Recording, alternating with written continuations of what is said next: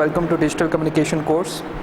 Today we are going to use the class environment to cover the course content. Since I had few derivations to go in this lecture, so I thought to use the board instead. I didn't have the PowerPoint slides for these lectures, so we may go for the classroom environment for the next few lectures. Okay. All right. We in the last time we have talked about probability of error calculations using some Q functions that we have seen with the help of few examples. Today we are going to talk about the modulation schemes, digital modulation schemes, and that's the first lecture towards this topic. It will be very introductory lecture. So you have some bits to send. For example, you have some randomly generated bits, random bits, for example, like this.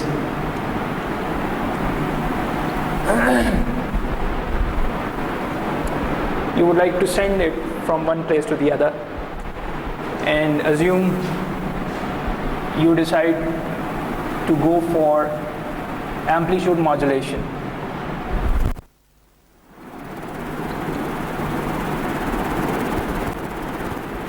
Suppose you go for amplitude modulation, right? In amplitude modulation, you know the basics that the amplitude of the carrier,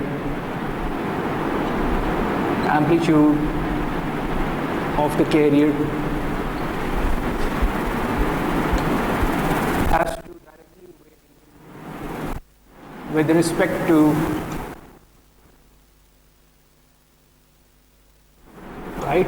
This is what you have learned from analog communication systems. That's the simplest kind of amplitude modulation, in which the amplitude of the carrier is directly varied with respect to the message signal. Now the same is true for digital modulation schemes, which we are going to cover shortly. With the help of intuition and example, I will tell you how digital amplitude modulation schemes are expressed and analytically derived.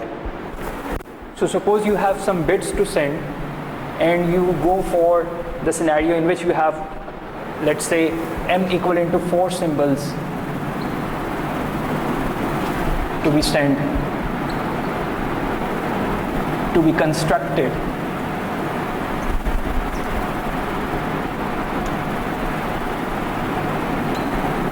Out of these random bits.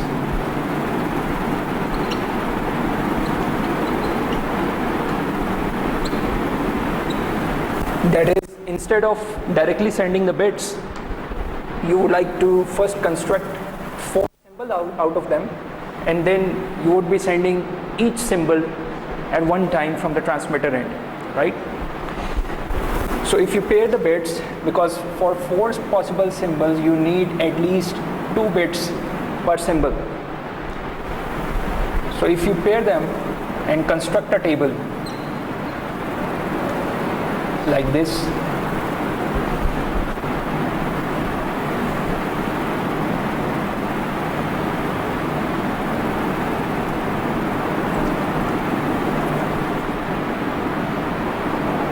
and 1 0. So you have 4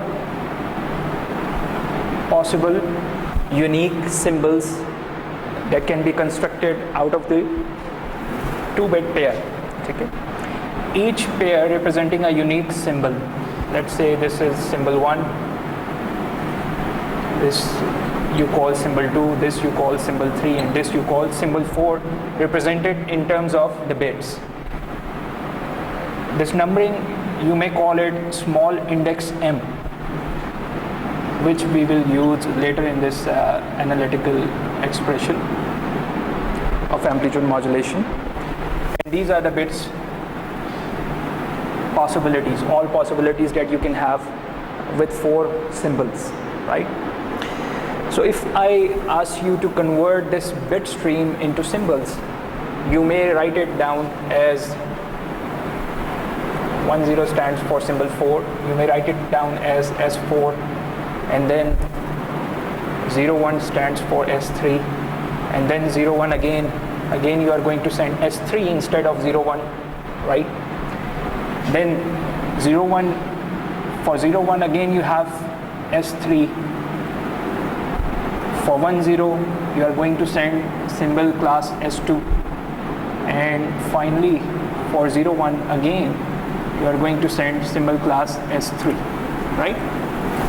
So instead of sending the bits directly, you first transform them into symbols using this table, and then you would like to modulate it and send it, right? This table can be designed as per your preference. You may have chosen 0, 1 here for symbol 1 instead of 0, 0. So this is some arbitrary table, and this is one choice of it, right? Randomly constructed out of this scenario. So assume this is the scenario in which m equivalent to 4 symbols are constructed out of the random bits, and now we would like to modulate it using amplitude modulation scheme, right? Each symbol is representing a unique set of bits that are going to be sent from the transmitter end. But you can't just send the bits directly in the air. You have to have some symbolic representation of the bits. At the moment, we have only constructed the symbols representation out of the bit pairs, possible bit pairs. Now we would like to modulate it using the carrier. And as per the amplitude modulation theory, the amplitudes of these symbols have to vary with respect to the carrier signal. Carrier signal के साथ amplitudes vary. So let's see how we see this thing intuitively. Let me define some another variable called AM.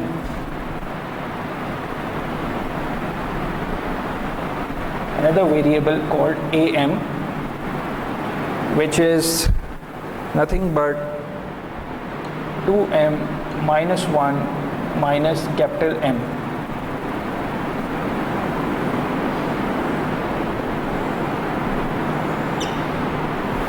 This AM is some amplitude, a unique amplitude that depends on the index small m and capital M, number of possible symbols that you have in your, right? So this unique amplitude will be equated as a result out of this equation, which depends on the index m, small m, and capital M. So let's compute all these values against different values of the index m. For A1, it will be 2 times 1 minus 1 minus 4 equivalent to minus 3. For A2, it will be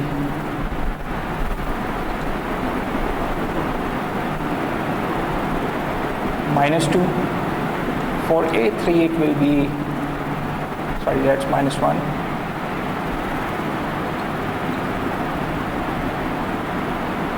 Positive 1, and then for A4, this variable will come out to be positive 3, right? So now you have 4 different amplitudes. Let's suppose you call it -1 volt, this is +1 volt, right? So now you have decided the values of the amplitudes, or in other words, the values of the amplitudes of your message signals in terms of voltages, in terms of voltage levels, discrete voltage, against the possible symbol bits and the symbol types, right? So whenever symbol 1 was sent, you would be sending some waveform with -3 volt amplitude modulated by the carrier term, right? And whenever the symbol 3 was supposed to be sent, because 0, 1 was required to be sent at that time, so you're going to choose small m equivalent to 3, and against it you are going to calculate the amplitude of 1 volt of that pulse, amplitude modulated by the carrier term again, right? So in return, we can write down this thing as the amplitude modulated, digital amplitude modulated signal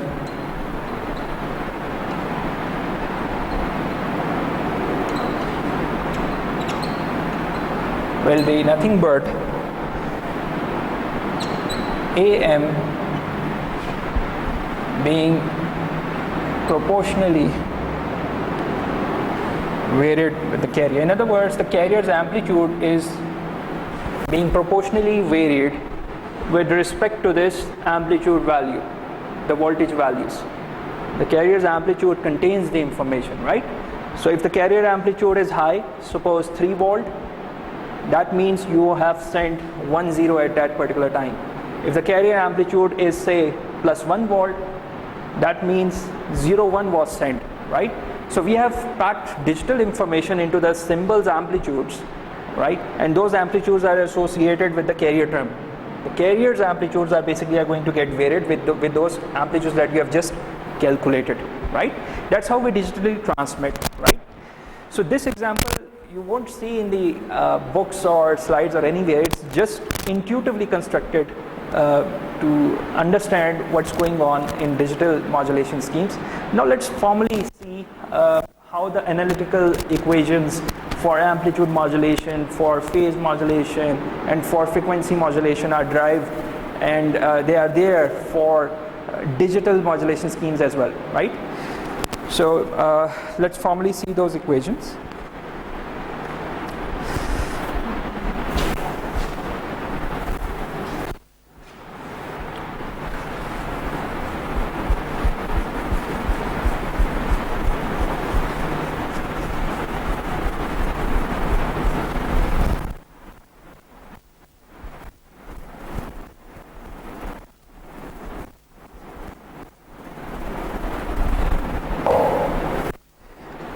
We call it MPAM, where M stands for M array. We call it M array. Pulse amplitude modulation,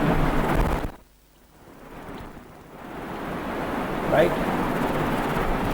M array pulse amplitude modulation, where capital M denotes the number of possible symbols, unique symbols that you have.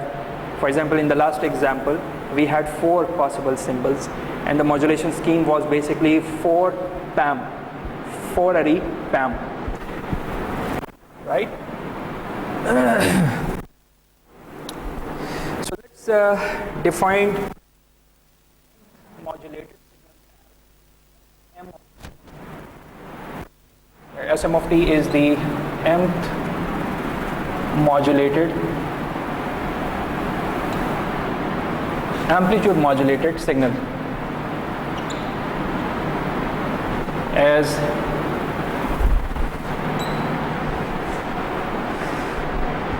AM, that's the same amplitude index along with the index M that we have just seen in the last example. AM times real of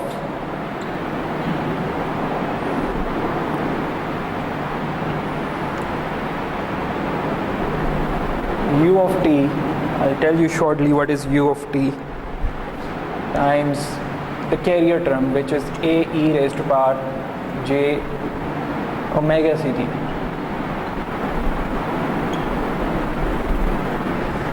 Where U of t is the pulse shape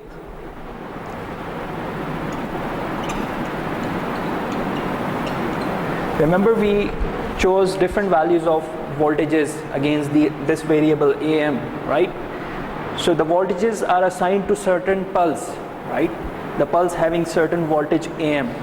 That was the pulse U of t. You may use rectangular pulse for the sake of simplicity in the course derivation, but you use intelligent pulses, and we will talk about those intelligent pulses that use less bandwidth for the representation of digital information in the next chapter under the topic pulse shaping, right?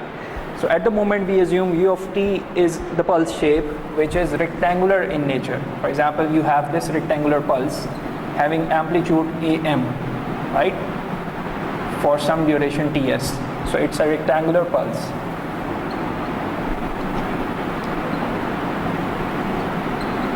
right?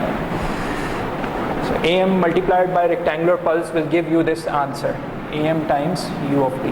That's the pulse represented in this figure. So originally this pulse is equivalent to 1 for symbol duration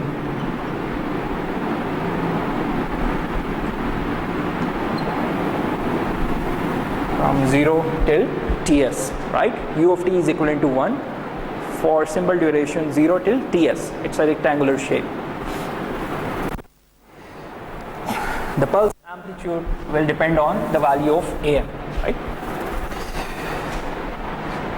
So this will reduce, and by the way, you can always express the carrier in terms of this complex exponential form, because if you are going to take a real term of this exponential, it will spit out a cos of omega ct, which is the carrier term, right?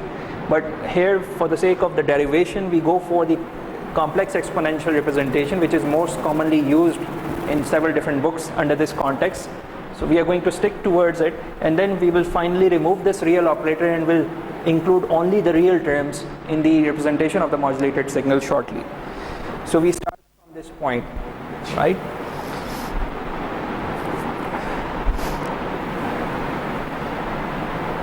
So this becomes AM real of under root 2e divided by t e raised to power j omega ct. Now here a is replaced with this term, right? The amplitude a of the carrier is replaced with some constant, this term. How did we get this term? Basically, if you see the amplitude of the sinusoid for your reference, I'm putting the conversion here. If you expand this 2e divided by t and substitute the energy of the sinusoid, it is 2a square t divided by t, right? Here t is the Ts, basically symbol time, and E is the Es, the symbol energy, right?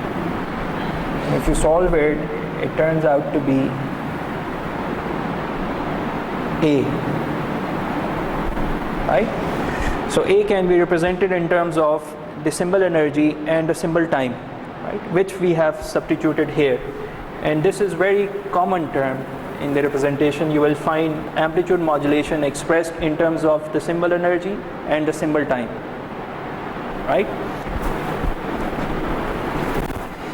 So Sm of t can be represented, the mth modulated signal can be represented in terms of the symbol energy, symbol time, and of course the carrier term, and along with the amplitude modulation that is controlled by the index small m, right?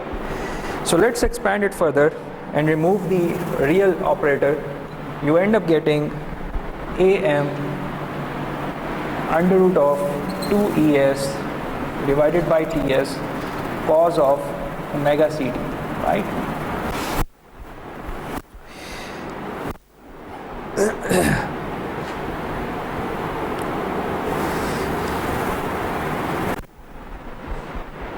Where Am is the same expression, small m minus 1 minus m, capital M, right? And m goes from small index 1 till capital M. We have m signal types, right? Capital M signal types, right? So the m modulated signals expression there, we have just seen it. Now if I suppose I have 4 signals, say again assume small m is equivalent to, capital M is equivalent to 4, then small m will vary from 1, 2 till 4, right? And if you start substituting these two values there, right? In this expression, you will come up with the different values of amplitudes against AM, right? Which we have calculated in the last example, and we are going to substitute those values there. And you will end up getting 4 different modulated signal expressions as a result. Let's write. S1 of t will be, when small m was, S1 of t will be A1 times this whole thing. So it will be equivalent to -3 times under root ES divided by TS cos omega CT.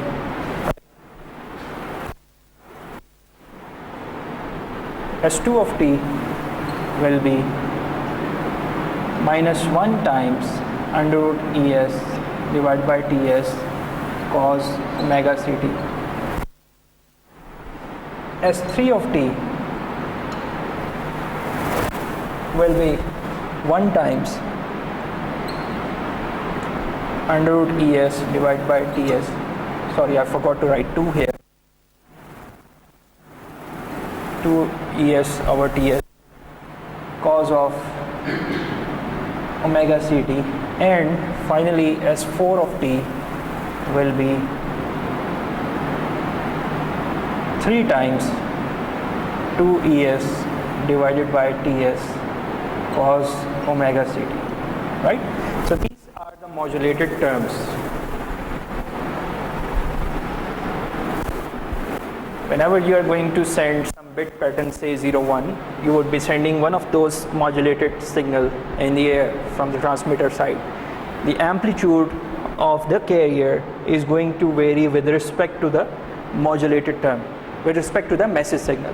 The message signal controls the amplitude, right? You can see here the amplitude is 3 times that of the amplitude there, right? And here it is -1 times the amplitude compared to this one, and so on and so forth. You have unique amplitudes representations and against the different bit patterns, the 2-bit patterns, and again you have unique, as a result, modulated terms, right? Now if I ask you to represent these transmitted terms in terms of the basis functions, like since we have already seen that we can always have the basis function representation of the same given the signal classes, we are given with the 4 signal classes, right? So we can always compute the basis function out of these 4 symbol types, and if you follow the GSO process for this particular example, it will turn out that you'll end up getting only one basis function, which is nothing but phi1 of t equivalent to under root of 2 by ts cos 2 pi fct, in other words cos omega ct, right? Now where did it come from, right? This is from the GSO process. I'm not going to solve the GSO process, the whole process again here. I assume that you are able to do it. Given the 4 signal types, you follow the GSO process and come up with the basis functions. You end up getting only one basis function out of this process, right? Now, we can express these 4 symbols in terms of the basis function very easily, right? Let's do that.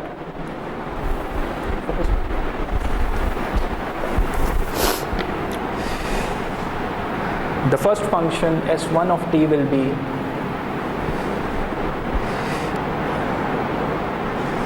in other words, Sm of t will be Am under root Es phi1 of t, right? In terms of the basis function, we can easily do it like that. If you see, if you substitute phi1 of t here, there, right, you end up getting that term that I've just written over there on the other table, right?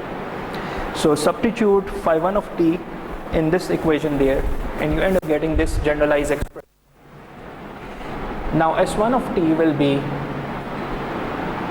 A1 times under root Es phi1 of t which is equivalent to minus 3 under root ES phi 1 of t. Similarly, likewise for A2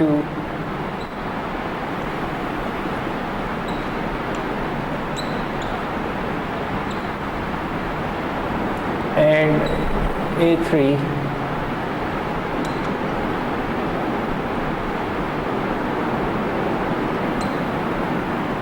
which is plus 1 times under root ES phi 1 of t, and finally S4 of t, which is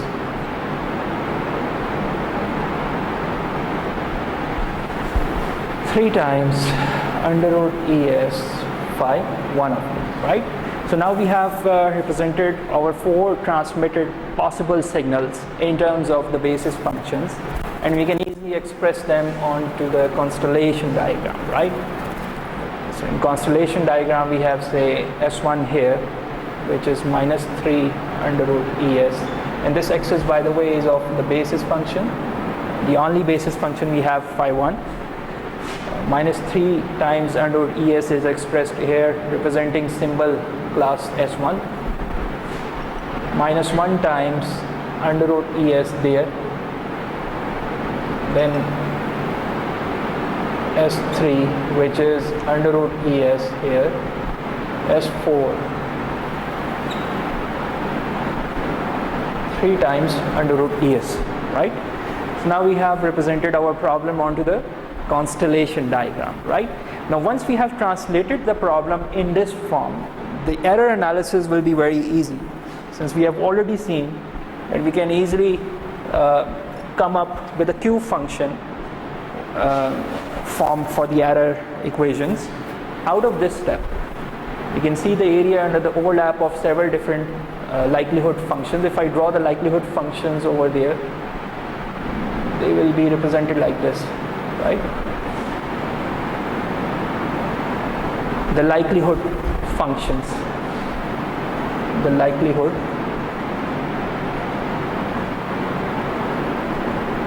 PDFs, the likelihood conditional PDFs, right?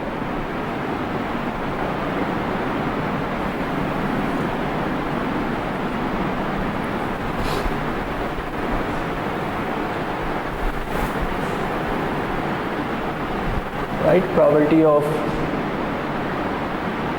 say, Z, received signal Z given signal class S1. This one is probability of Z given signal class S2, and vice versa for other PDFs. Probability of received signal Z given signal class S4 was sent from the transmitter end, right? In the presence of Gaussian noise, right? This is only true in the presence of AWGN noise, additive white Gaussian noise, right? So now we can see the overlaps between the different PDFs, and we can always compute the area under the curves of them, right? As we did in the last lecture, and compute the total average error probability out of this, right? Probability of error expressed in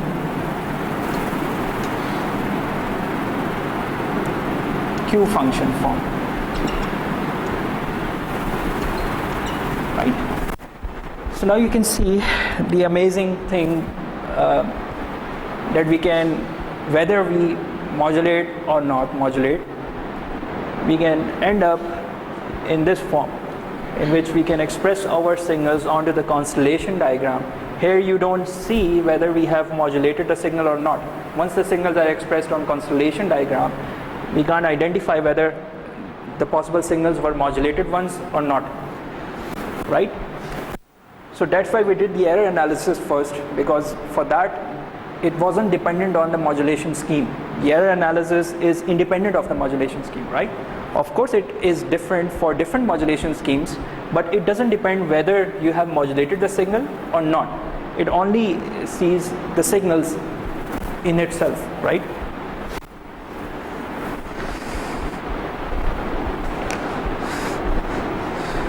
So as a task, I ask you to solve it and come up with the probability of error expression given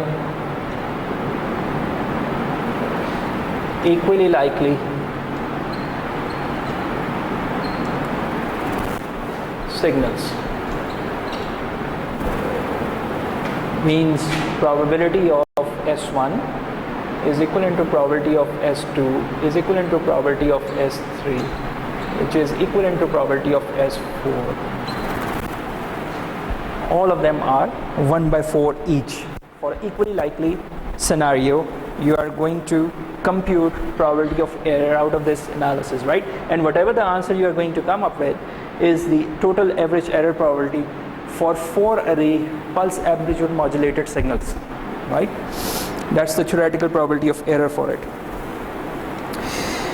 Now let's see a few other things. If I ask you to find out the minimum distance between the two neighbor points, for example, signal class S3 and S4, signal class S1 and S2, or signal class S2 and S3, the neighbor points, right? So you see the difference in terms of the energy between the two neighbor points is remain fixed. It doesn't vary as the number of possible signal types increase. The difference doesn't vary. This is the difference between signal class 2 and 3. Here it is the difference between the signal class 3 and 4, and here this is the difference between the signal class S1 and S2. The neighbor distance doesn't vary, means this is the minimum distance that you can have.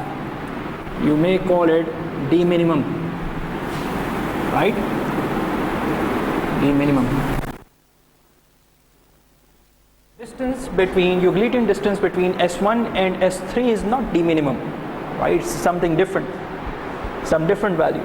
But if you calculate the distance of it with its neighbor, you will always get some fixed value which is equivalent to D minimum, right? So let's formally find out the value of D minimum in pulse amplitude modulation scenario. D minimum comes out to be under root of the signal component. Assume we are calculating between signal class 1 and 2, right? So this will be equivalent to the signal component along the basis function phi 1 of the symbol 1, right, S11 minus S21.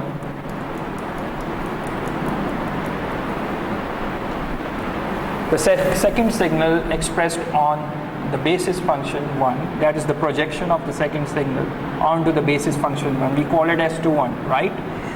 So you subtract it and you take the square of it. Since we have only one basis function, only one axis, we don't have the y-axis or another basis function, so we just have to compute this to compute the D minimum, or in other words, the distance between the two signal points, right? Mentioned on the Constellation Diagram. So if you solve it and substitute the values of S11 and S21, which are these values, minus 3 under root ES and minus 1 under root ES, you will find that it is equivalent to 2 times, I'm writing the answer, 2 times under root ES. If you substitute the values, and you can see here, this is nothing but 2 times under root ES, right? But how you calculate it formally, you do it like that, right? So suppose in some modulation scheme you have 2 basis functions. You are not going to have more than 1 basis function for pulse amplitude modulation. But suppose you have you come across with a modulation scheme that has more than 2 basis functions, more than 1 basis function, then you can go for the generalized method of coming up with the distance between the 2 signal points, and you need to include the contributions of the other basis functions as well in this formula, right? So here we only have 1 basis function, that's why we came up with this simple result very quickly, right? Alright, I'll stop here and take a break, and next we are going to talk about the pulse the phase shift scheme, another type of modulation scheme, which is a digital type for the phase modulation, right? It's the subtype of angle modulation, since phase is present in the angle of the carrier, right? So, and also the frequency is part of the angle. And we are only talking about the phase of the carrier at the moment. And then shortly we are going to talk about it. So we call it phase shift scheme, PSK, which is the digital variant of phase modulation that you studied in analog communication course. Its digital version is phase shift scheme. We are going to talk about phase shifting shortly after the break. Thank you.